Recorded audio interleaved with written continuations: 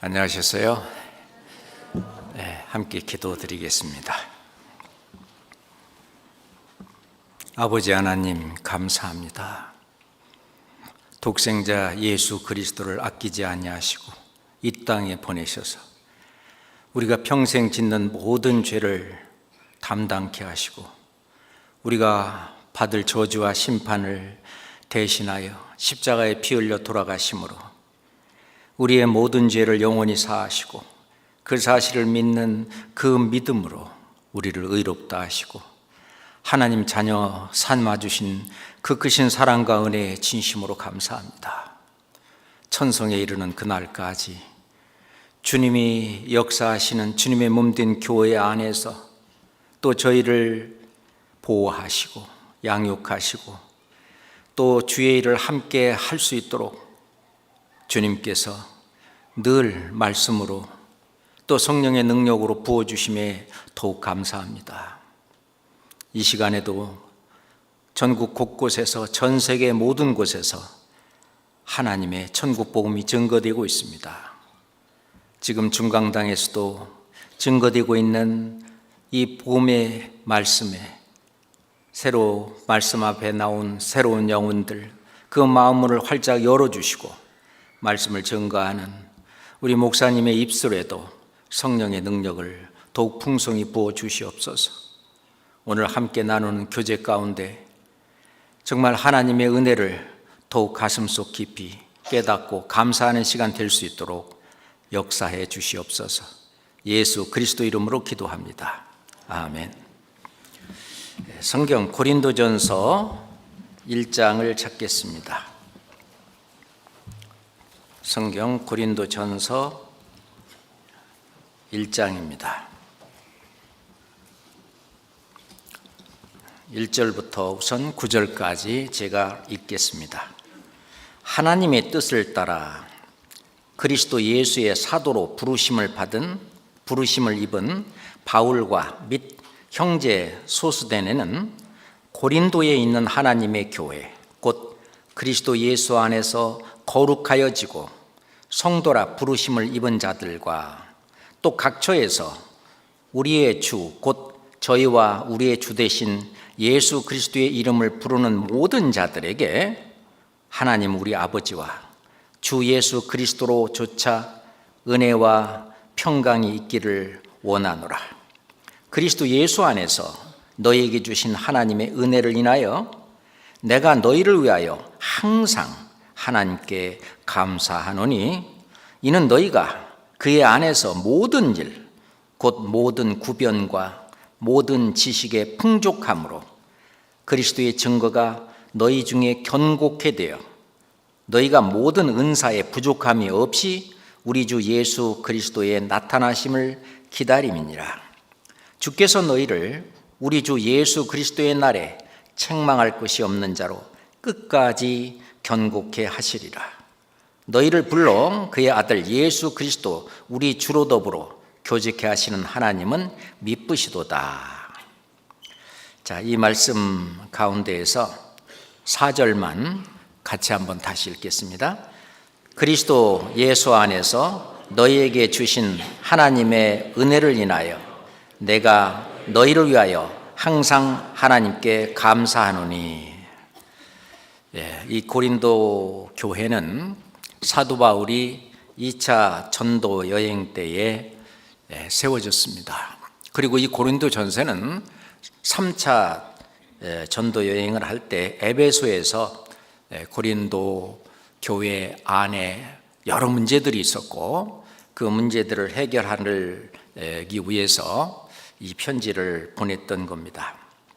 그 편지의 이제 시작이 바울과 및 형제 소스데네는 함께 이 편지를 쓸 때 같이 있었던 것 같습니다. 이 소스데네는 예전에 바울이 재판 자리에 끌려갔을 때 그때 회당장으로 있었는데 그때 그 갈리오가 나는 너희들 무슨 율법의 문제라든지 종교적인 문제는 개의하지 않겠다.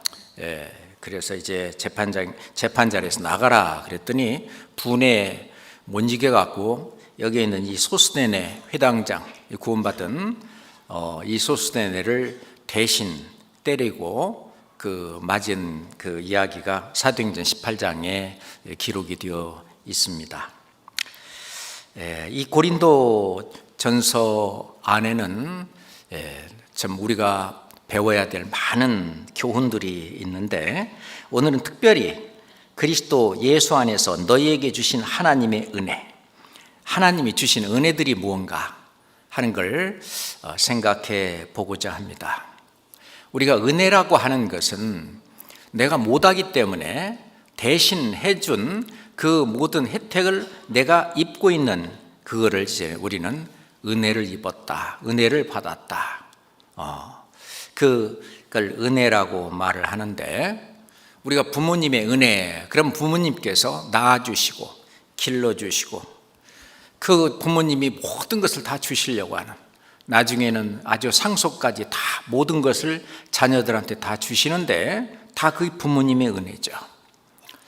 하나님의 은혜는 실은 부모님의 은혜는 바다보다 깊고 하늘보다 높다고 그러는데, 우리가 좀 더 깊이 생각을 해보면 하나님의 은혜는 훨씬 더 큽니다. 그래서 하나님의 그 사랑, 하나님의 그 은혜는 바다를 먹물로 삼고 저 하늘을 두루마리 삼아서 그걸 다 기록하려고 해도 하나님의 사랑과 은혜를 다 기록할 수 없다라고 했는데, 아마 과장된 말이 아닌 것 같습니다. 하나님의 은혜는 지으시고, 그리고 하나님의 자녀로 삼아주시고, 그리고 천승에 이르는 그날까지도 함께 하시고, 결국은 천국을 상속해 주시기까지. 실은 하나님은 부모님이 자녀들에게 모든 것을 다 주시는 것처럼 하나님은 우리에게 모든 것을 다 주셨습니다.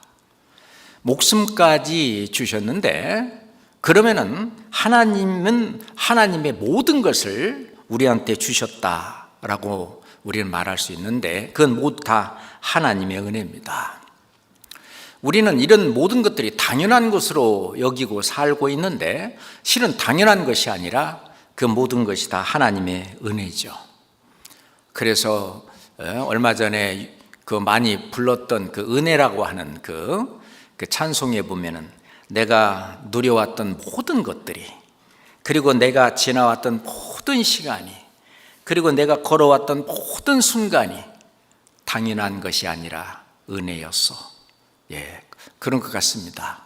우리가 지금 각자 여기 자리에 앉아 있는 것도 나 혼자만의 노력이 아니라 실은 형제자매들의 어떤 베푼 그 은혜, 또는 사회에서, 또는 국가에서, 또는 그 하나님이 주신 모든 은혜 가운데에 우리는 지금까지 있는 것이지 당연한 것이 아니라는 겁니다. 그렇잖아요? 실은 이 우주와 만물을 쳐다봐도 저것이 다 당연한 것으로 여겼는데, 그게 아니고 하나님이 바로 우리를 거할 수 있도록, 우리가 살 수 있도록 하나님이 다 지으셨다는 것입니다. 하나님은 하늘을 창조하시고 땅도 조성하시고, 그런데 견고케 하셨다고 했어요. 헛되이 창조하신 것이 아니라 사람으로, 바로 나로 거하게 하나님 해주신 그 은혜 가운데 살고 있는 거예요. 우주와 만유를 지으신 신께서는 천지의 주제이시다. 이 모든 것들을 지어서 내가 살 수 있는 그 모든 것을 해주신 하나님의 은혜 뿐만 아니라, 내가 이 세상에 지금 호흡하며 살 수 있도록 나를 지으시고 부모님을 통해서 이 땅에 우리를 보내신 하나님. 그래서 다윗은 시편 139장에 주께서 내 장부를 지으시며 나의 모태에서 나를 조직하셨나이다. 내가 주께 감사함은 나를 지으심이 신묘막측하심이라. 내 영혼이 이를 잘 아나이다 라고 시편 139장에 다윗은 말하고 있습니다. 주께서 내 장부를 지으시며 나의 모태에서 나를 조직하셨나이다. 이것이 얼마나 신묘막측합니까? 그 모든 것이 전부 주님의 은혜인데 내 육체를 지으시고 또 육체 안에 이 마음도 하나님이 지어놓으셨다 그랬잖아요. 시편 33장 15절에 보면은 저는 일반의 마음을 지으시며 하나님은 우리의 이 마음도 지으시고 뿐만 아니라 하나님의 형상, 그 영이죠. 하나님의 형상대로 우리를 지으셔서 우리 안에 심령을 지으셨다. 그래서 스가랴서 12장 1절에 보면 우리 안에 심령을 지으신 자가 가라사대.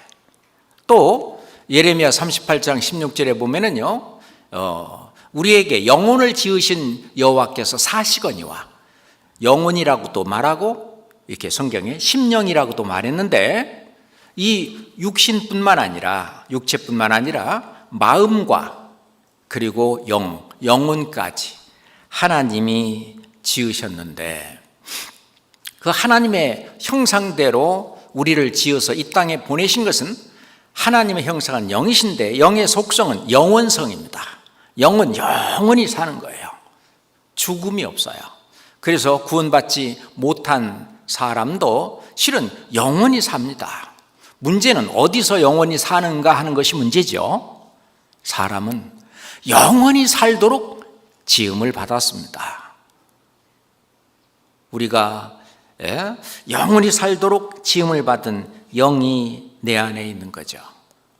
그래서 하나님께서는 우리 같은 사람들에게 만민에게 생명과 호흡과 만물을 친히 주시는 자이십니다. 만민에게 생명을 주시고 그리고 이 호흡도 주시고 그리고 만물을 우리가 살아갈 수 있는 모든 것들을 전부 하나님께서 준비하셔서 주시는 하나님의 은혜. 이거는 당연한 것이 아니라 하나님의 바로 은혜입니다. 그래서 욥기 35장 10절에 보면 나를 지으신 하나님, 나를 지으신 각자 나를 지으신 하나님, 그 나를 지으신 하나님은 우리가 모두 다 모든 사람이 구원을 받고 하나님이 예비하신 저 천국에 전부 와서 하나님과 함께 영생 복락을 누리기를 원하시는 겁니다. 그 하나님께서는 사람에게 특별히 영세 전부터 영원 전부터 약속한 것이 있는데 그것이 바로 영생입니다. 요한일서 2장 25절에도 보면은요, 하나님께서 우리에게 약속하신 그 약속이 이것이니 곧 영원한 생명이니라. 영원한 생명을 약속을 하셨고 그 실은 영생, 영원한 생명, 영생도 주셨는데 다 은혜죠. 다 그것이 은혜입니다. 당연한 것이 아니라 하나님이 그냥 그냥 재미삼아 장난삼아 또는 이렇게 주시는 것이 아니라 하나님이 정말 그 일을 위해서 온 몰입을 하시고 죽기까지 모든 그 고난과 모든 것을 다 겪어서 완성하신 그 복음을 통해서 우리에게 영생을 주셨습니다. 그래서 예수님께서는 내가 저에게 영생을 주노니 영원히 멸망치 아니할 터요 또 저희를 내 손에서 빼앗을 자가 없느니라. 영생을 주노니 주님이 주시는 큰 은혜 중에 하나죠. 우리가 영생이 있다고 하는 것을 가끔은 잊고 살 수가 있는데 하나님이 주신 은혜를 하나씩 생각해 볼 필요가 있다고 생각을 합니다. 성경 요한일서 5장을 한번 보시죠. 요한일서 5장입니다. 11절부터 13절까지 요한일서 5장 11절부터 13절까지입니다. 또 증거는 이것이니 하나님이 우리에게 영생을 주신 것과 이 생명이 그의 아들 안에 있는 그것이니라. 아들이 있는 자에게는 생명이 있고 하나님의 아들이 없는 자에게는 생명이 없느니라. 내가 하나님의 아들의 이름을 믿는 너희에게 이것을 쓴 것은 너희로 하여금 너희에게 영생이 있음을 알게 하려 함이라. 영생. 우리가 잠깐 사는 이 인생도 소중하고 귀중하지만 더욱더 소중하고 귀중한 것은 우리가 하나님과 함께 영생 복락을 누리는 겁니다. 12절에 아들이 있는 자에게는 영생이 있다, 생명이 있다, 영생이죠. 그래서 우리가 믿음에 있는가 너희 자신을 시험하고 너희 자신을 확증하라. 그리스도 예수께서 너희 안에 계신 것을 너희가 스스로 알지 못하느냐? 그리스도 예수께서 너희 안에 계신다란 말이 아들이 있는 거죠. 예수 그리스도가 그 안에 있는 그 사람에게는 생명이 있다. 이 생명은 영원한 생명, 영생을 이야기하는 것입니다.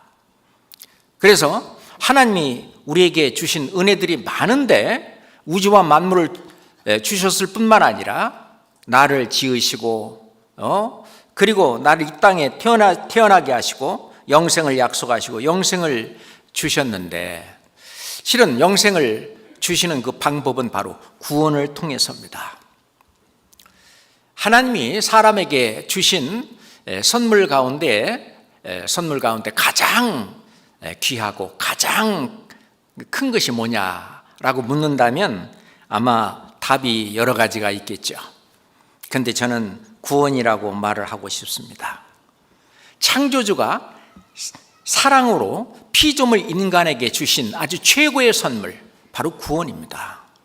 구원을 받아야 영생도 있고 구원을 받아야 천국도 있고 구원을 받아야 하나님도 있고 구원이 없이는, 그래서 하나님은 성경에 이렇게 큰 구원을 등한히 여기면 어찌 피하리요? 라고 얘기했습니다. 그런데 구원을 등한히 여기고 그까짓 구원이라고 한다든지 구원 받는 것을 어물쩍 넘어간다면 나중에 큰 후회를 하게 될 것입니다. 그 구원은 바로 그 은혜를 인해서 되는 거예요. 그 은혜로 되는 겁니다. 너희가 그 은혜를 인하여 믿음으로 말미암아 구원을 얻었나니, 너희가 그 은혜를 인하여 그 은혜를 믿음으로 말미암아 너희가 구원을 얻었다. 이것은 너희에게서 난 것이 아니요 하나님의 선물이라고 했습니다. 이 하나님의 선물 중에서 가장 큰 것은 바로 우리가 하나님께 받은 구원이라고 하는 것입니다. 은혜죠. 디도서 2장 11절에 보면은 모든 사람에게 구원을 주시는 하나님의 은혜가 나타났다. 모든 사람에게 구원을 주시는 하나님의 은혜. 우리가 하나님의 은혜, 이거는 보통 큰 것이 아니죠. 디모데후서 1장 9절을 찾겠습니다. 디모데후서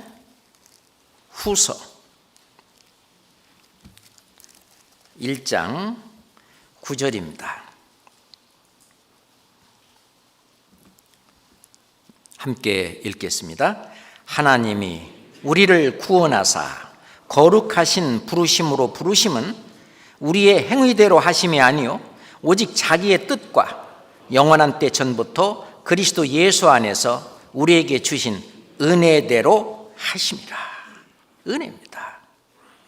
하나님이 우리를 구원하사 거룩하신 부르심으로 부르심은 우리의 행위대로 하심이 아니요 뭘로? 오직 자기 뜻과 영원한 때 전부터 그리스도 예수 안에 우리에게 주신 은혜대로 하심이라. 은혜입니다. 하나님이 우리를 구원하신 그 은혜, 그 구원받은 사람에게는 하나님이 또 상속으로 주시는 것이 바로 하나님의 나라입니다. 천국이죠. 이 세상의 우주과학자도 이 우주가 무한한지 유한한지, 끝이 있는지 없는지 알지 못한다고 합니다. 자, 그런다면 우주가 클까요? 천국이 클까요? 천국이 훨씬 크겠죠? 당연하게.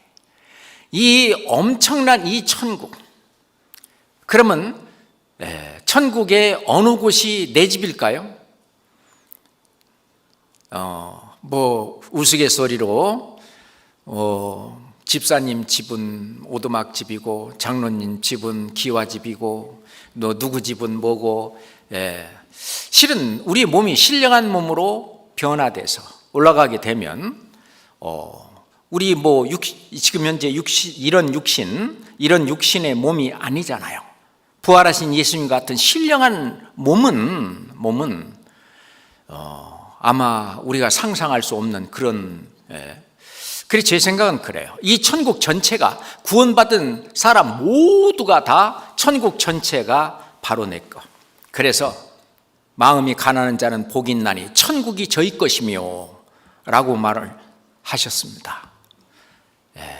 가난한 자는 하나님의 나라가 저희 것이요, 하나님의 나라, 천국, 우주보다 더 큰 그 천국 전체가 전부 다 각자 다 내 거다 거예요. 이 교회당이 누구 겁니까? 각자 누구 거예요? 다 내 거이듯이. 맞죠? 천국도 이 엄청난 이 천국을 주신 그게 또 은혜예요. 우리가 상상할 수도 없는 그 하나님의 나라, 그 천국. 그 천국은 극락의 세계.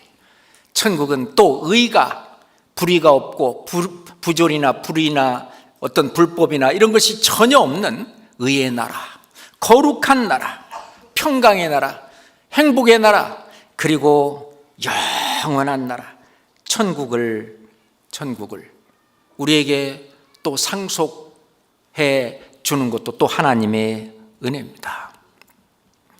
이런 영적인 사실들도 있고, 또 구원받고 난 이후에 또 하나님의 자녀로 이 땅에 살아가는데 많은 우여곡절이 있지만은 주님이 자기의 자녀를 정말 이스라엘 백성들을 눈동자처럼 지키셨고, 또 인도하시고 보호하시고 하셨던 것처럼 우리 각자 주님이 또 주시는 축복과 은혜가 있습니다. 이스라엘을 한번 생각해 봅시다. 신명기 28장 봅시다. 신명기 28장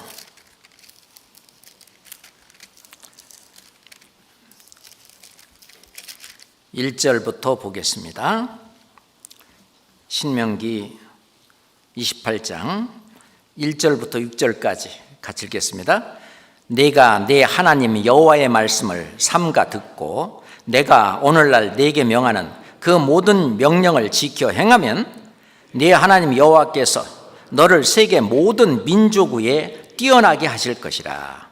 내가 네 하나님 여호와의 말씀을 순종하면 이 모든 복이 네게 임하며 네게 미치리니 성읍에서도 복을 받고 들에서도 복을 받을 것이며 네 몸의 소생과 네 토지의 소산과 네 짐승의 새끼와 우양의 새끼가 복을 받을 것이며 네 광주리와 떡반죽 그릇이 복을 받을 것이며 네가 들어와도 복을 받고 나가도 복을 받을 것이니라.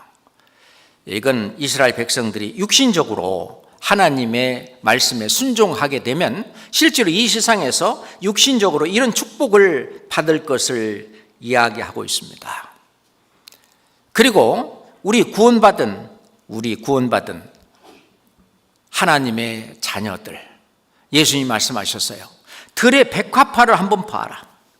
너희는 무엇을 먹을까, 무엇을 입을까, 무엇을 먹을까, 그런 거 염려하지 마라.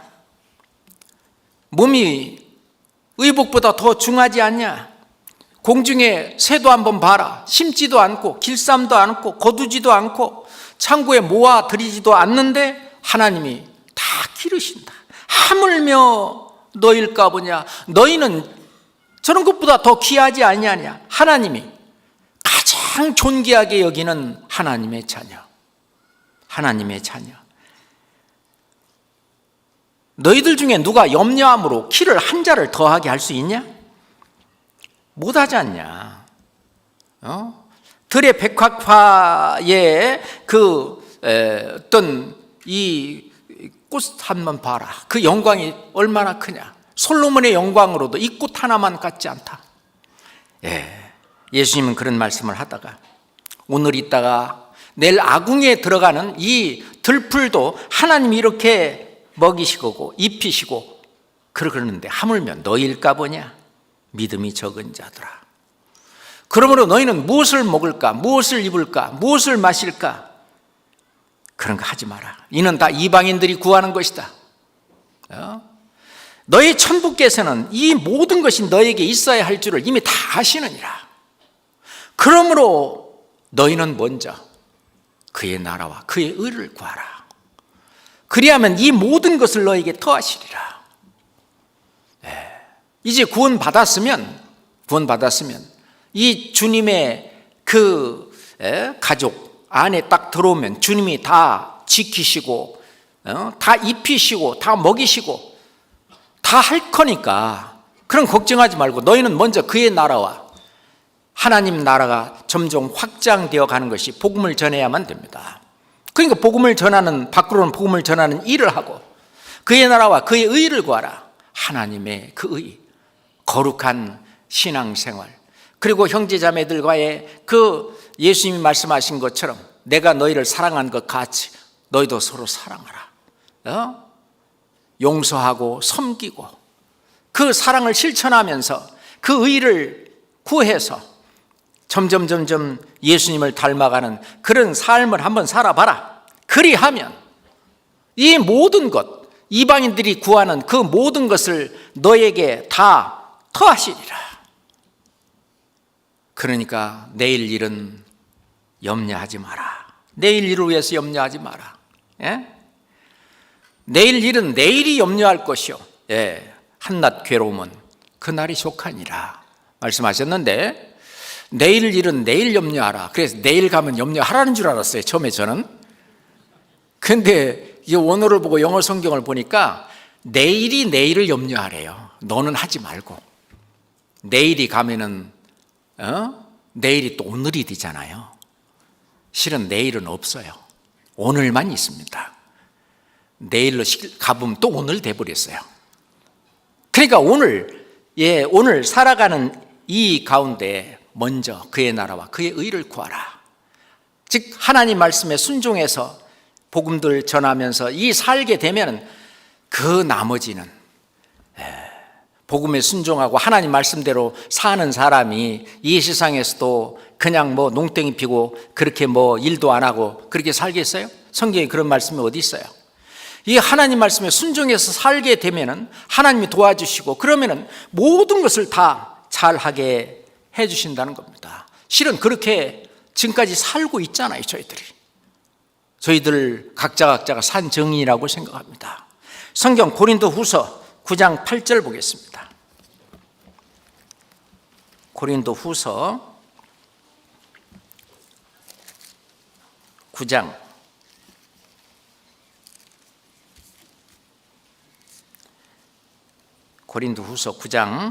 8절 함께 읽겠습니다.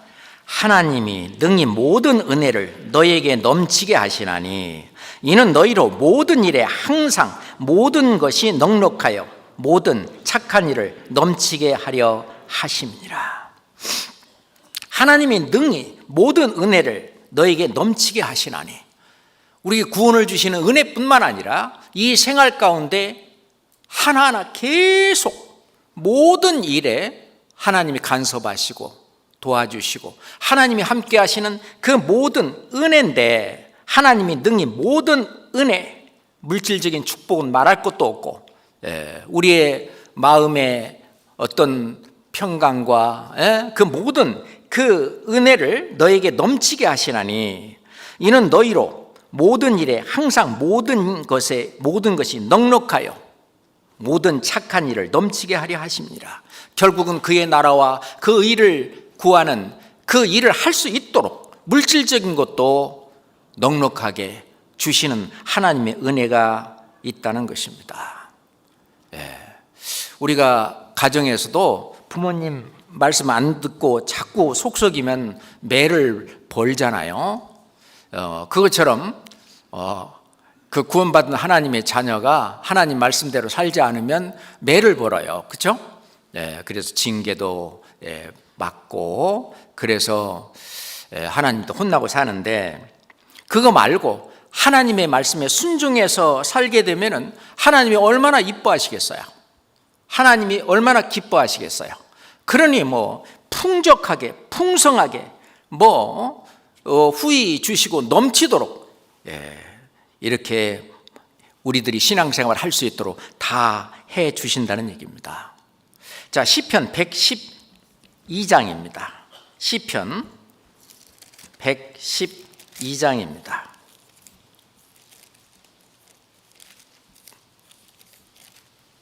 시편 112장입니다. 1절부터 3절까지, 시편 112장 1절부터 3절까지. 할렐루야. 여호와를 경외하며 그 계명을 크게 즐거워하는 자는 복이 있도다. 그 후손이 땅에서 강사하며 정직자의 후대가 복이 있으리로다. 부요와 재물이 그 집에 있으며 그 의가 영원히 있으리로다. 여호와를 경외하며 그 계명을 크게 즐거워하는 자는 복이 있도다. 하나님을 경외하고 하나님 말씀을 순종하고, 다시 말해서 속썩이는 그런 자녀가 아니라 정말 기특한 자녀, 하나님 보실 때에 하나님 말씀에 순종하고 정말 그 열심히 사는 그러한 자녀, 그 후손이 땅에서 아주 강성하다 그랬어요. 뿐만 아니라 정직자의 후대가 복이 있다. 부요와 재물이 그 집에 있다. 하나님이 주시는 또 물질적인 축복과 은혜가 있다는 겁니다. 잠언 22장 4절에는 겸손과 여호와를 경외함의 보응은 재물과 영광과 생명이니라. 하나님 말씀하시기를 겸손과 여호와를 경외하는 것의 보응이 뭐냐? 하나님이 재물도 주시고 그리고 영광도 주시고 생명도 주신다는 것입니다. 전도서 5장 19절에 보면 하나님께서 재물과 부요를 주사 능히 누리게 하셨다. 하나님은 구원받은 이 자기 자녀가 이 세상에서 정말 신앙생활 하는데 부족함이 없도록.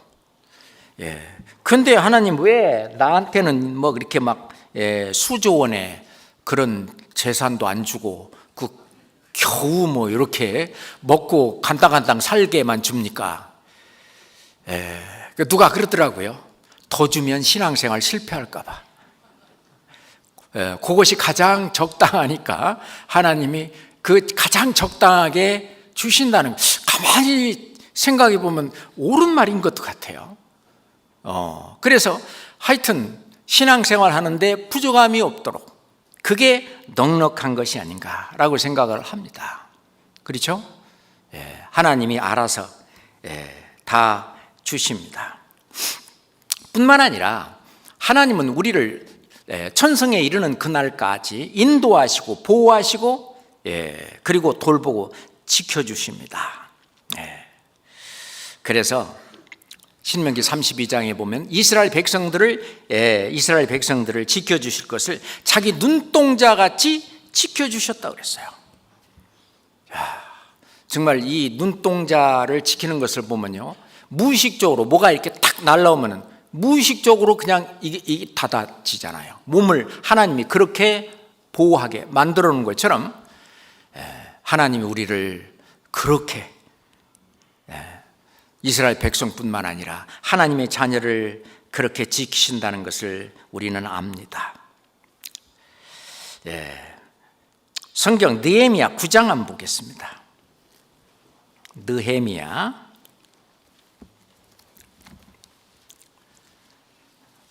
욥기 바로 앞에 느헤미야 9장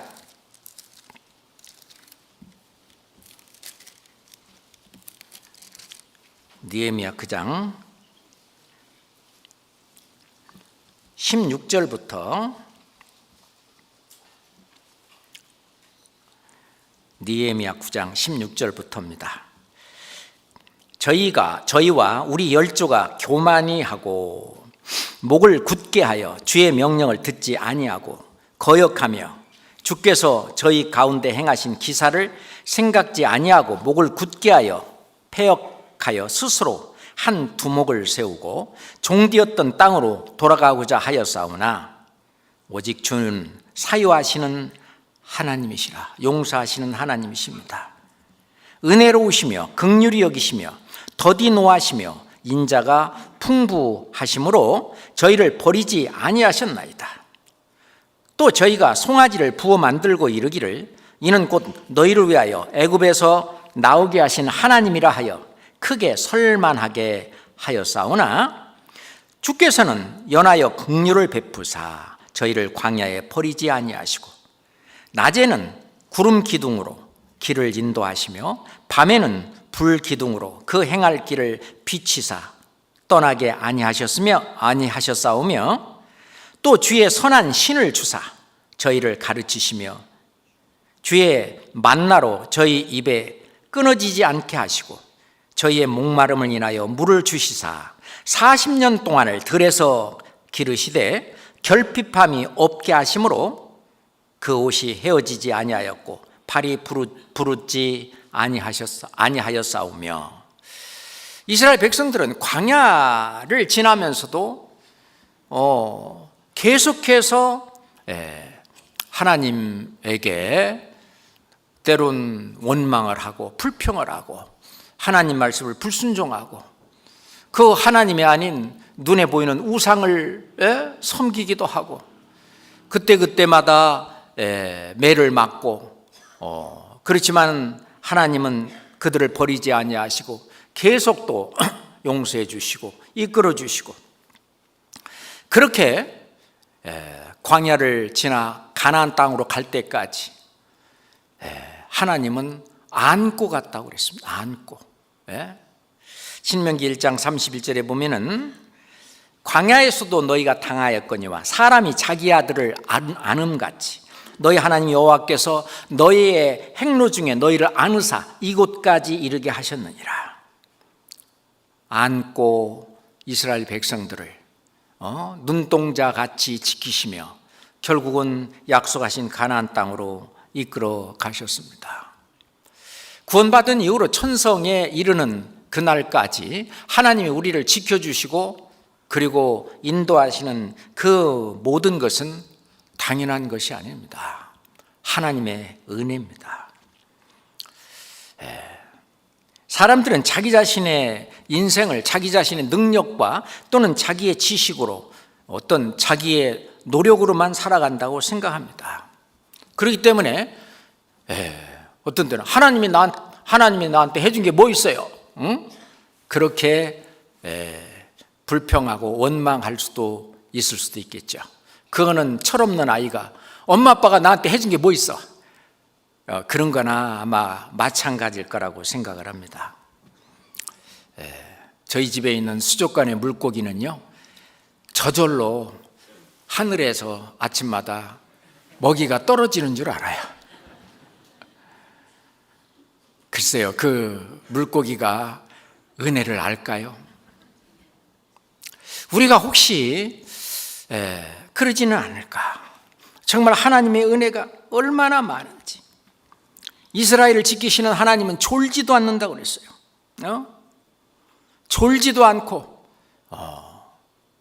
이스라엘을 지키는 것처럼 우리의 발걸음마저 전부 하나님이 정하시고 그걸로 인도하시잖아요. 시편 37장 봅시다. 시편 37장 23절 24절입니다. 함께 읽을까요?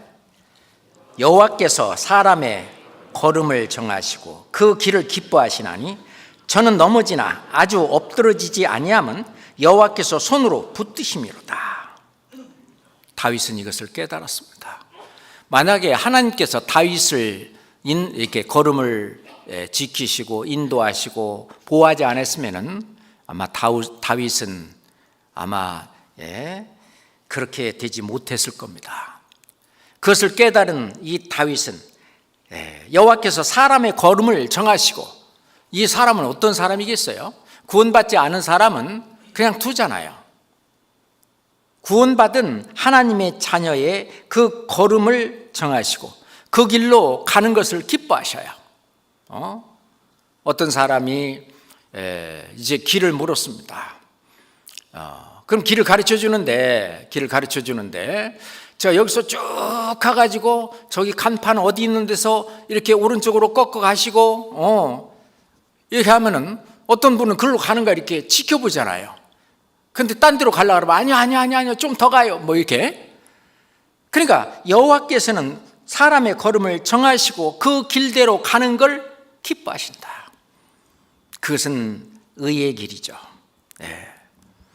때로는 우리가 그 길을 갈 때에 넘어지기도 하고 엎드려지기도 하지만 우리가 아주 엎드려지지 않는 것은 여호와께서 붙드십니다. 그래서 우리가 지금까지 오는 겁니다. 잠언에 보면은 사람이 마음으로 자기 길을 계획할지라도 그 걸음을 인도하시는 자는 여호와시니라. 정말 우리가 한 걸음 한 걸음 우리가 인생길을 걸어가는데 나의 그 걸음을 인도하시는 분은 바로 하나님이다. 하나님이 나의 갈 길을 다 정하시고 그 길로 갈 수 있도록 말씀으로 교제 가운데에서 인도하시고 그 길로 제대로 가는 것을 기뻐하시는 겁니다. 예레미야 10장 23절에 보면은 여호와여 내가 알거니와 인생의 길이 자기에게 있지 아니하니 걸음을 지도함이 걷는 자에게 있지 아니하니이다. 우리가 이것을 인정하고 너는 범사의 그를 인정하라. 그러면은 주님께서 다 그걸 해주십니다. 결국은 하나님이 우리를 이렇게 이끌어 가시는 것은 결국은 하나님 앞으로 인도하시려고 하는 것입니다. 예수님도 십자가에서 죽으셔서 이 의로우신 분이 이 불의한 우리를 이 죄인을 대신해서 죽으신 그 이유는 이는 우리를 하나님 앞으로 인도하려 하십니다. 하나님 앞으로 인도하려 하십니다. 하나님 나라에 들어갈 때까지 인도하기 위해서입니다. 자, 시편 48장 봅시다. 시편 찾아놨으니까 시편 48장 14절입니다. 시편 48장 14절입니다. 함께 읽을까요? 이 하나님은 영영이 우리 하나님이시니 우리를 죽을 때까지 인도하시리로다. 우리가 하나님을 만날 때까지 계속해서 인도해 주십니다. 우리를 보호하시고 인도하시고 또 이끌어 가시는 하나님의 은혜 뿐만 아니라 하나님의 이 몸된 교회 안에서 자기 역할을 할 수 있는 그런 직분을 다 주신 거예요. 우리가 이 발가락이 냄새 난다고 손이 너 저리 가 그렇게 하면 안 되잖아요. 이 발이 있기 때문에 우리가 여기까지 왔고 또 발이 있으니까 어떤 손이 뭐 할 수 있는 데까지도 갈 수 있는 거고 그렇잖아요. 서로 이 교회 안에 각각 그 직분들이 있는데 그 없는 사람은 없어요. 모든 우리 그 몸의 세포 중에 쓸데없는 세포가 하나라도 있습니까? 없는 것처럼 우리 교회 안에 형제자매들은 몸의 지체로서 쓸데없는 분은 한 분도 없어요. 그냥 앉아있는 그 자체만으로도 역할을 하고 있는 거예요. 제가 설교하러 와봤더니 아무도 없어요. 각자가 생각하기를 나는 오늘 안 와도 다른 사람이 오겠지라고 모든 사람이 다 생각하고 하나도 안 왔다고 생각해 봅시다. 그럼 여기서 설교할 마음이 나겠어요? 그러니까 이 와서 정말 함께 무리를 이루고 함께 있는 것 자체가 그것도 하나의 직분입니다. 할 일이에요. 그래서 이 각 세포가 있어야 할 그 자리에 있어야 되는 것처럼 우리 구원받은 형제 자매들은 항상 어떤 교회에서 하는 일 가운데 내가 있어야 될 그 자리에 항상 그 자리에 있으면 그 직분을 다 하는 겁니다. 그러면 그때 일이 주어지고 그때 그렇게 힘들지 않는 어떤 일이 주어질 때 그것을 내가 하는 것, 그것도 주님의 은혜입니다. 사도 바울은 말씀하시기를 이 복음을 위하여 그의 능력이 역사하시는 대로 내게 주신 하나님의 은혜의 선물을 따라 내가 일꾼이 되었노라. 우리도 마찬가지예요. 우리도 각자 여기 지금 의자를 닦는 일을 한다 할지라도 그것도 일꾼이에요. 그건 전부 뭐냐면은 하나님의 은혜의 선물을 따라 하나님이 내게 주신 하나님의 은혜입니다. 로마서 12장 보시죠. 로마서 12장입니다.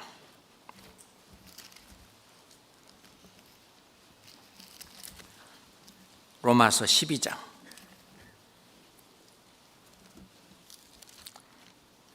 3절부터 보겠습니다. 로마서 12장 3절부터 내게 주신 은혜로 말미암아 너희 중 각 사람에게 말하노니 마땅히 생각할 그 이상의 생각을 품지 말고 오직 하나님께서 각 사람에게 나눠주신 믿음의 분량대로 지혜롭게 생각하라. 우리가 한 몸에 많은 지체를 가졌으나 모든 지체가 같은 직분을 가진 것이 아니니 이와 같이 우리 많은 사람이 그리스도 안에서 한 몸이 되어 서로 지체가 되었느니라. 이 몸의 지체들은 한 뜻을 위해서 하나가 되어서 삽니다.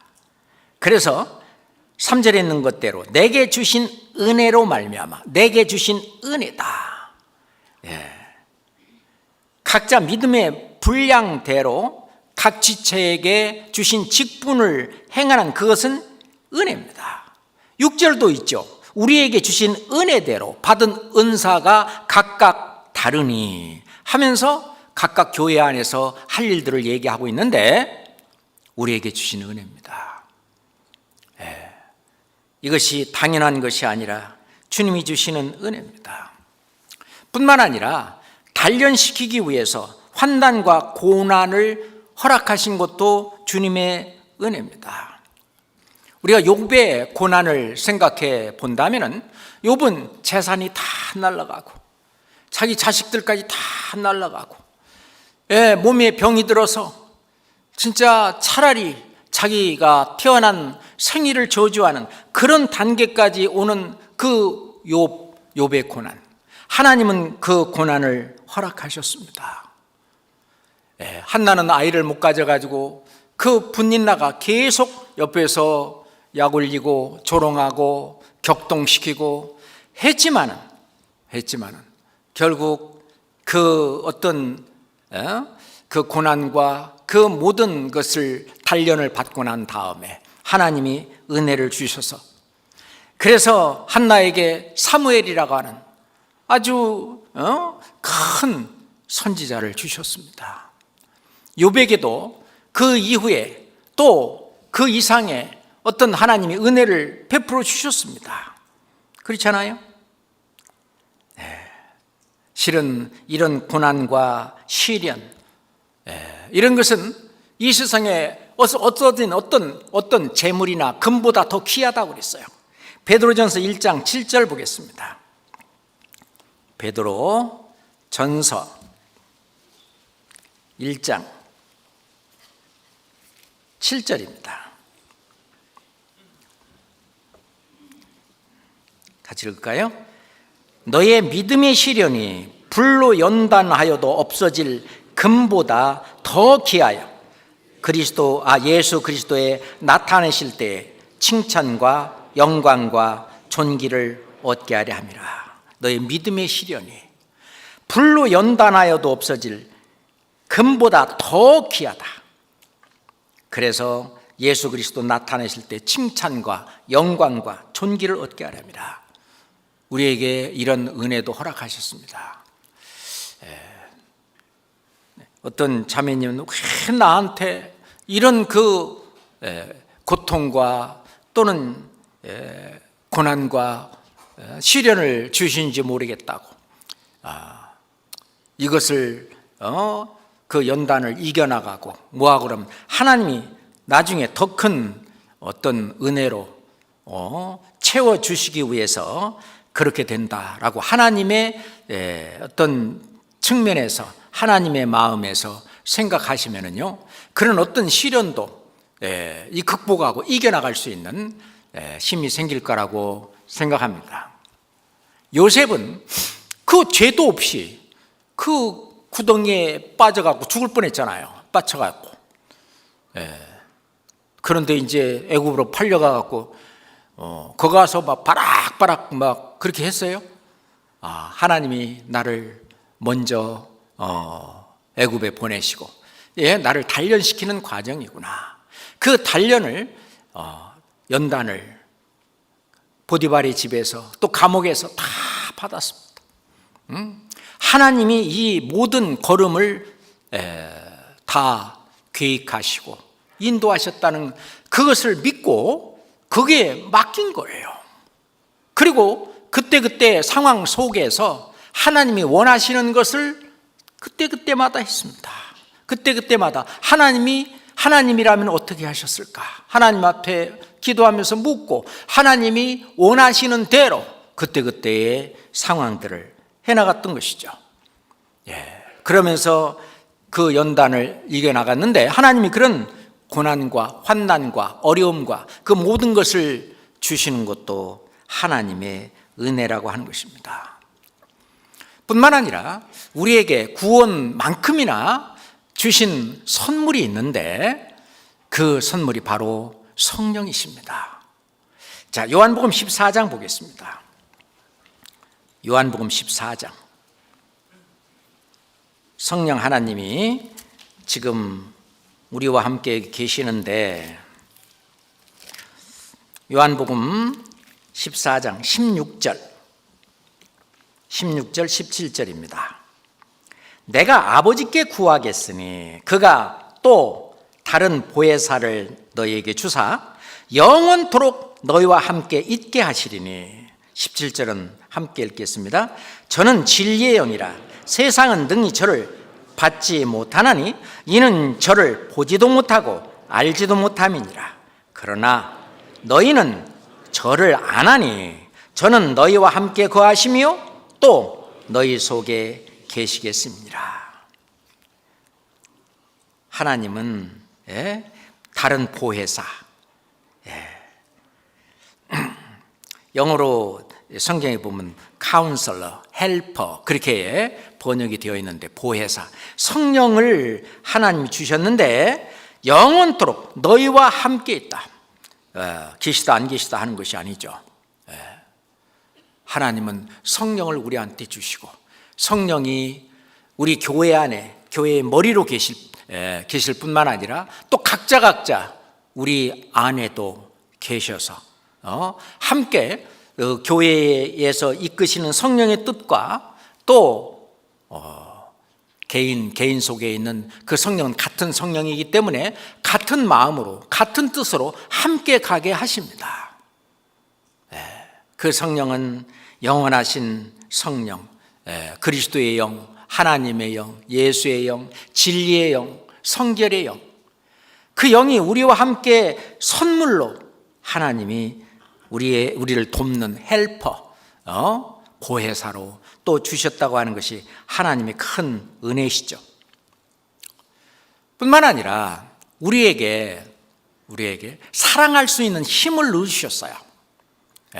그래서 로마서 5장 5절에 보면 우리에게 주신 성령으로 말미암아 하나님의 사랑이 우리 마음에 부은 바 되었다. 하나님의 사랑이 마음에 부은 바 되었고 이 하나님의 사랑으로 밖으로 형제자매들을 사랑할 수 있도록 또 더 나아가서 구원받지 못한 그 사람들을 불쌍히 여기고 그들에게 전도할 수 있도록 이 사랑도 부어주셨습니다. 그러니 우리가 이걸 막지 말고 이 성령의 불길을 끄지 마라 그랬어요.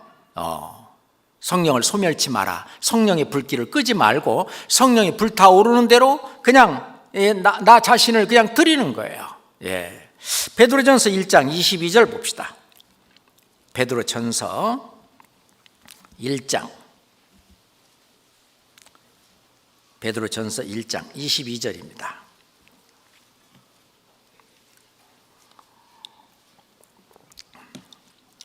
너희가 진리를 순종함으로 너희 영혼을 깨끗하게 하여 거짓이 없이 형제를 사랑하기에 이르렀으니, 이건 하나님이 해주신 거예요. 하나님의 은혜예요. 이 은혜를 받았으면 이제 마음으로 뜨겁게 피차 사랑하라. 사랑이 불릴 듯 일어나올 텐데 그걸 막지 말고 그 사랑을 실천을 하라는 얘기입니다. 그러잖아요. 사랑, 그것도 하나님이 주신 은혜입니다. 그리고 하나님은 우리에게 감사할 수 있는 그런 마음도 허락해 주셨어요.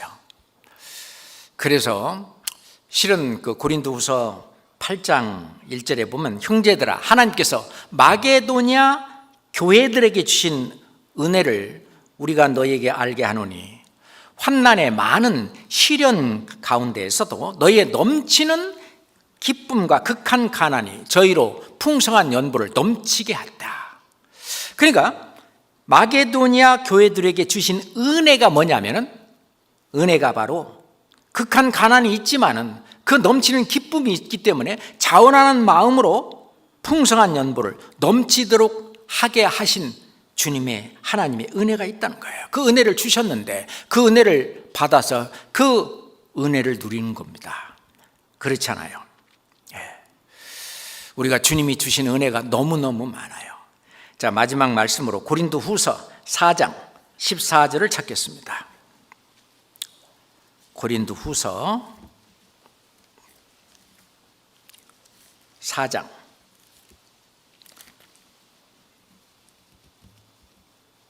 14절 15절 천천히 읽겠습니다.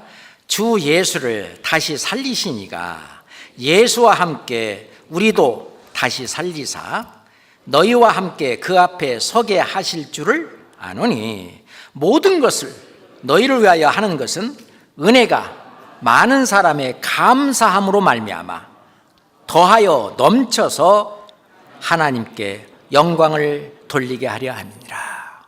은혜가 넘치게 되면은 감사함이 넘치게 되고, 그러면은 하나님께서 내게 주신 모든 은혜를 우리가 무엇으로 보답할꼬? 다 갚지는 못하겠지만 그래도 우리가 할 수 있는 대로 보답할 수 있는 길을 또 하나님이 주셨습니다. 여기 성경에 말씀하신 대로 정말 감사함으로 말미암아 더하여 넘쳐서 하나님께 영광을 돌리는 우리가 어떻게 또 하나님의 은혜에 좀 보답하는 길은 뭘까? 좀 구체적으로 다음 시간에 더 공부를 하도록 하겠습니다. 기도하겠습니다. 하나님 아버지, 감사합니다.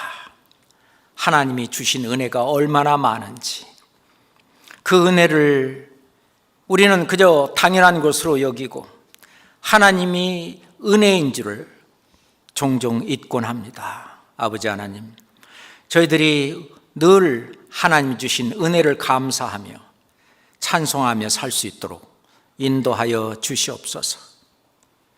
우리를 사랑하시는 예수 그리스도 이름으로 기도합니다. 아멘.